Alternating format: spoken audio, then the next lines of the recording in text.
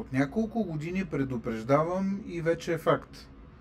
Предупреждавам, че община Благоевград ще бъде осъдена да плати над 1 милион и 700 хиляди лева плюс лихвите, и всичко това следствие на безотговорното и граничещо с престъпно поведение на общинска администрация в Благоевград.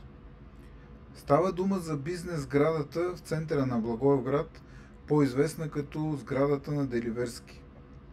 Сага, която продължава повече от 30 години и където община Благоевград се утвърждава като имотен измамник.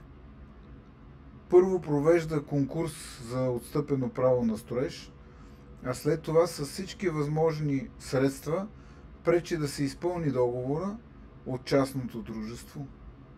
И днес за всички, които могат да четат, вече имаме официално иск към община Благоевград за 1 милион и 700 хиляди лева плюс лихвите.